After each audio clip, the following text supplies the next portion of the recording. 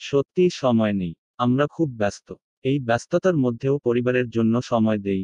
চাকরি, ব্যবসার জন্য সবচেয়ে বেশি সময় দেই। সামাজিকতা রক্ষা করার সময় আছে। নিজের আমোদ প্রমোদ, ভ্রমণের জন্যও মাঝে মাঝে সময় বের করে নেই। ছেলে মেয়েদের পড়াশোনা ও আবদার মেটানোর সময় আছে। নিজের অসুস্থতার সময় ডাক্তারের চেম্বারে গিয়ে কয়েক ঘন্টা বসে অপেক্ষা করার সময় আছে। ট্রাফিক জ্যামে ঘন্টা খানেক আটকে থাকার সময় আছে। বিয়ে বাড়িতে গিয়ে খাওয়ার টেবিল ফাঁকা না পেলে ঘণ্টাখানেক অপেক্ষা করার সময় আছে। সময় পাই না শুধুমাত্র ঠাকুরের কাজের জন্য। একটুও সময় পাই না আচার্য নির্দেশ পালনের জন্য। সকাল বিকাল প্রার্থনার সময় নেই। অনেকের তো আবার ইষ্টভৃতি করার পর্যন্ত সময় নেই। মন্দিরের সামনের রাস্তা দিয়ে প্রায়শ আসা যাওয়া করলেও মন্দিরে ঢুকে ঠাকুরকে একবার প্রণাম করার সময় নেই। সৎসঙ্গে যাওয়ার একদম সময় নেই। ডিপি ওয়ার্ক করার মতো এত অবসরও নই। দীক্ষা নিয়েছি 15-20 বছর, দেওঘর ঠাকুরবাড়ি যাওয়ার সময় পাইনি। ঠাকুর যেদিন নেওয়ান, সেদিন যাব।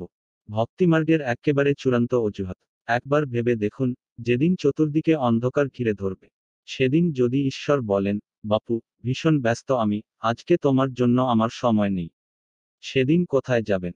রোজ 24 ঘন্টা সময় আমার আছেই, 1 সেকেন্ড সময়ও কেউ কমাতে পারবে না। মাসে 30টা দিন, বছরে 365 দিন সময় আমার আছে। প্রধানমন্ত্রীর জন্য যে সময় বরাদ্দ আছে, আমার জন্যও একই সময় বরাদ্দ আছে। ঈশ্বর কারো প্রতি পক্ষপাতিত্ব করেননি। যে লোকটি ঈশ্বরের কাজ করে বেড়ায়, তার জন্য প্রতিদিন কয়েক ঘন্টা সময় বেশি বরাদ্দ করেছেন, এমন নয়। কথা হলো, আমার দৈনন্দিন জীবন চলনায় কাকে সবচেয়ে বেশি গৌরত্ব দিচ্ছি? যার গৌরত্ব আমার জীবনে সবচেয়ে বেশি, তার জন্য সময় বের করতে অসুবিধা হয় না। সকালবেলা আরামের ঘুমটা আমার জীবনে বেশি গুরুত্বপূর্ণ বলি। ঘুমের জন্য সময় পাই, কিন্তু প্রার্থনার সময় হয় না। শ্বশুরবাড়িতে শালীর বিয়েতে 4-5 দিন আগে গিয়ে নিমন্ত্রণ রক্ষা করা বউয়ের মন পেতে অনেকটা গৌরত্বপূর্ণ বলি। শত ব্যস্ততার মধ্যেও 4-5টা দিন বের করে নিতে অসুবিধা হয় না, কিন্তু 10 বছরে একবার দেওঘর ঠাকুরবাড়ি যাওয়ার সময় পাইনি। অফিসের বসের ছেলের জন্মদিনের নিমন্ত্রণ রক্ষা করা অত্যন্ত গুরুত্বপূর্ণ বলেই সন্ধ্যা সময় গিয়ে রাত 12টায় ঘরে ফিরতে অসুবিধা হয় না, কিন্তু অফিস থেকে এসে পাশের পাড়ায় সৎসঙ্গে যাওয়ার সময় পাইনি কখনো।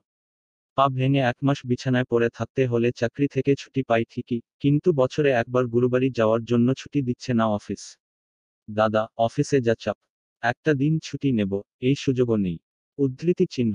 শুধু ভেবে দেখতে হবে, ঠাকুর আমার জীবনে 1 নম্বরে আছেন, নাকি 10 নম্বরে আছেন।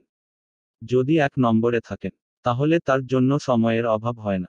আর 10 নম্বরে থাকলে ইষ্টকাজে একটুও সময় পাই না। রেলের ইঞ্জিন যদি ঠিক থাকে তবে পেছনের বগির অবস্থা খারাপ হলেও অসুবিধা নেই, ঠিক টেনে নিয়ে যাবে গন্তব্যে। আর রেলের বগি খুব যত্ন করে রক্ষণাবেক্ষণ করছি, রোজ ঘষে মেজে পরিষ্কার করছি, কিন্তু ইঞ্জিনের খোঁজ রাখিনি। জং ধরে ধরে ইঞ্জিন বসে গেছে, গন্তব্যে পৌঁছা আর সম্ভব হবে না। তেমনি, গুরু যদি আমার জীবনে মুখ্য থাকেন, তবে শত ঝামেলা, অভাব, অনটনের মধ্যেও জীবনের শান্তি স্বস্তি আনন্দ বজায় থাকে। রাস্তায় ছোট বড় গাড্ডা আছে। সেই গাড্ডাপূর্ণ রাস্তায় সাইকেল চালিয়ে গেলে কোমরে ভীষণ ঝাঁকুনি লাগবে, কিন্তু মার্সিডিজ চড়ে গেলে রাস্তার গাড্ডা টের পাওয়া যায় না। তেমনি জীবনে সমস্যা, বাধা, বিপত্তি, প্রতিকূলতা, রোগ, শোক, মৃত্যু থাকবেই। গুরু মাথায় থাকলে গাড্ডাপূর্ণ রাস্তায় মার্সিডিজ চড়ার মতো অনুভূতি হয়, ধাক্কাগুলো অনেকটাই হালকা হয়ে যায়। রাজেশ চৌধুরী, আগরতলা। 925221